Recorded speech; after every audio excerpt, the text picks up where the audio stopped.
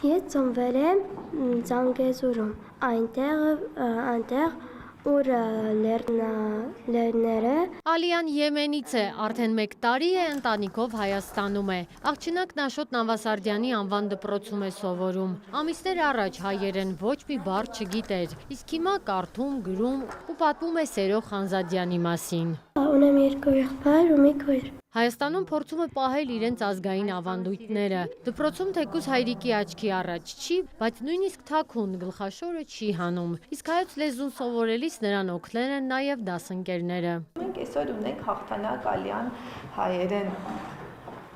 գրում է, կարդում է, շարադրություն է գրում զինվորներին։ Աղջնակն իր իմացած հայերեն բառերից մեկն առանձնակի է սիրում։ Ինքնաթիռ քանի անգամ ես նստում։ Օդանավակը որ գնացել ես ինքնաթիռ չի նստում։ Հա, 2 անգամ։ 2 անգամ Հայաստան գալու համար։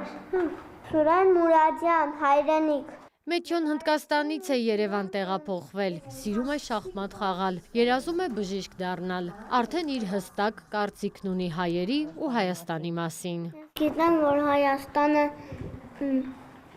ապահով տեղ է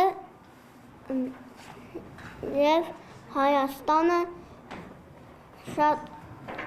սուրբ տեղ է։ Խոստովանում է իրեն տանը չեն ստիպում դաս սովորել, մինչ ծնողներն աշխատում են, ինքը գրքերը ձեռքն է վերցնում, անգամ խորհուրդ է տալիս, հաջողակ լինելու համար պիտի աշխատասեր լինել, վստահեցնում է, դա իրեն ոչ ոք չի սովորեցրել։ Ես գունավոր մատիտներով պապես գյուղը նկարեցի ու գեղեցիկ այդ նկարը ես հայրենիք անվանեցի։